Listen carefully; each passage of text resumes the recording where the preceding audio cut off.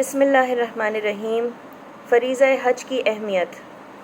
حضرت ابو حازم کہتے ہیں کہ میں نے حضرت ابو ہریرہ رضی اللہ تعالیٰ عنہ سے سنا ہے، انہوں نے بیان کیا کہ نبی صلی اللہ علیہ وسلم کو یہ ارشاد فرماتے ہوئے میں نے خود سنا ہے، جس نے اللہ کے لیے حج کیا اور اس میں شہوات اور فسق و فجور سے پرہیز کیا، وہ اس طرح پلٹا جیسے آج ہی اپنی ماں کے پیٹ سے پیدا ہوا ہے۔ یہ بخاری کی روایت ہے۔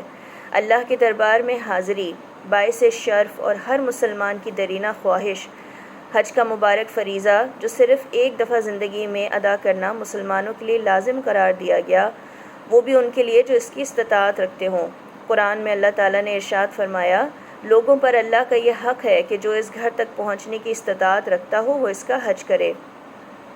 مکہ مسلمانوں کا مرکز عبادت اور دنیا میں واحد مرکز امن ہے۔ اسلام نے دنیا کو ایک ایسا حرم دیا ہے جو قیامت تک کے لیے امن کا شہر ہے، جس میں آدمی تو کیا جانور تک کا شکار نہیں کیا جا سکتا۔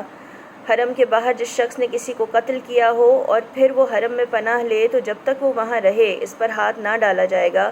حرم کی یہ حیثیت حضرت ابراہیم علیہ السلام کے زمانے سے چلتی آئی ہے اور فتح مکہ کے روز صرف ایک ساعت کے لیے اٹھائی گئی، پھر ہمیشہ کے لیے قائم ہو گئی۔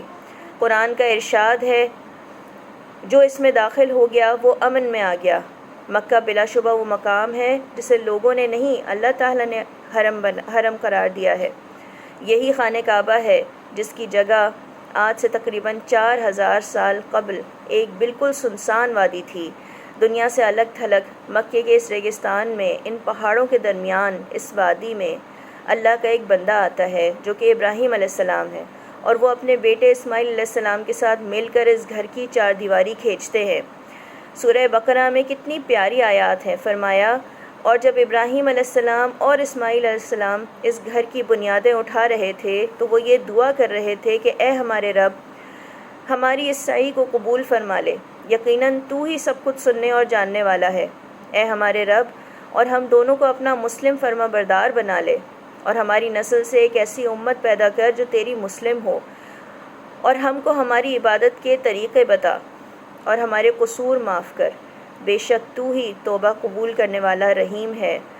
اے ہمارے رب، اور ان لوگوں کے اندر خود انہی میں سے ایک رسول مبعوث فرما جو ان کو تیری آیات سنائے اور ان کو کتاب و حکمت کی تعلیم دے اور ان کا تزکیہ کرے، یقیناً تو ہی زبردست حکیم ہے۔ اور جب وہ اللہ کے خوبصورت گھر خانہ کعبہ کی تعمیر کے بعد اعلان کرتے ہیں کہ یہ اللہ تعالیٰ کا گھر ہے اور دنیا کو پکار دیتے ہیں کہ آؤ اس کا حج کرو، سورہ حج میں اللہ تعالیٰ کا ارشاد ہے، اور یاد کرو وہ وقت جب ہم نے ابراہیم علیہ السلام کے لیے اس گھر کی جگہ تجویز کی تھی، اس ہدایت کے ساتھ کہ میرے ساتھ کسی کو شریک نہ کر، اور میرے گھر کو طواف کرنے والوں اور قیام و رکوع و سجود کرنے والوں کے لیے پاک رکھ، اور لوگوں کو حج کے لیے پکار دے کہ وہ آئیں تیرے پاس دور دراز مقام سے پیدل اور اونٹوں پہ سوار۔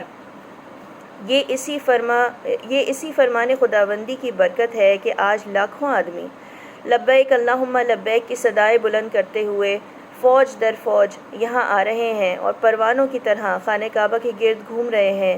یہ ان آیات بینات میں سے اولین اور نمایاں ترین نشانی ہے جو اس گھر میں آپ دیکھ رہے ہیں۔ غور طلب بات یہ ہے کہ اس فریضے کی اہمیت کی سب سے بڑی وجہ مسلم امت کا اتحاد اور اجتماعیت ہے۔ اللہ نے اس اہم ترین فریضے کے ذریعے مسلمانوں کو متحد ہونا سکھایا۔ دوسری اہم بات کہ ہر انسان اپنی ہر دنیاوی چیز پر، رشتے پر، آسائش کو بالائے طاق رکھ کر محض اللہ رب العزت کی محبت اور خوشنودی کی خاطر اپنا آپ اس کی عبادت میں مصروف رکھنے کی سعی کرے۔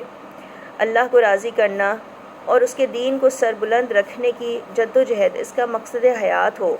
اور ذرا ان لمحات کو ذہن میں لائیے جب ابراہیم علیہ السلام نے اس بیابان صحرا میں اپنی ایک بیوی اور بچے کو لا کر چھوڑا تھا۔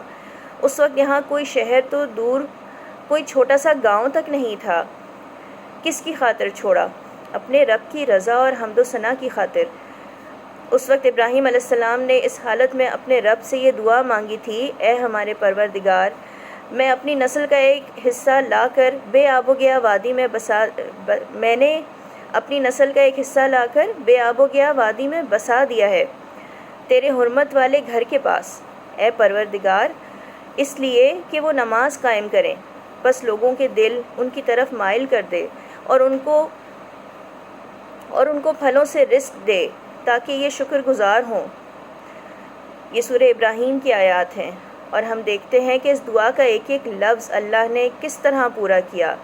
اسی بیت اللہ کے گرد یہ شہر مکہ آباد ہوا۔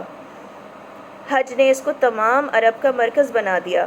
حضرت بی بی ہاجرہ کے کردار پر نظر ڈالیے اور لمحے بھر کو یہ ذرا اپنے اوپر رکھ کے سوچئے کہ ایک بے آب و گیا وادی میں اکیلی تنہا ایک بچے کا ساتھ اور شوہر چھوڑ گئے، صرف اور صرف اللہ کے سہارے۔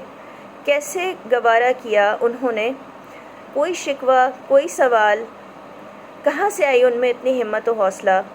اس لیے کہ اللہ کو ہمیں یہ دکھانا اور سمجھانا مقصود تھا کہ ان کا اللہ پہ توکل اور یقین اتنا مضبوط تھا کہ چاہے کچھ بھی ہو، اللہ ہے حفاظت کرنے والا، وہی ہے مددگار، وہی ہے سہارا، اس کے سوا کون ہے جو سنبھالے گا؟ اور یہی ایمان اور یقین تھا جس نے انہیں اتنا بہادر اور قوی بنا دیا تھا۔ انہوں نے صرف اللہ پہ بھروسہ کیا اور ہمیں بھی سکھا دیا کہ وہی ہے صرف بھروسے کے لائق، عبادت کے لائق اور بہترین مددگار۔ اللہ تعالیٰ ہمیں بھی حضرت ابراہیم علیہ السلام اور حضرت بی بی ہاجرہ کے جیسا مضبوط ایمان عطا کرے اور ان کے اسوہ پر چلنے والا بنائے۔ آمین ثم آمین۔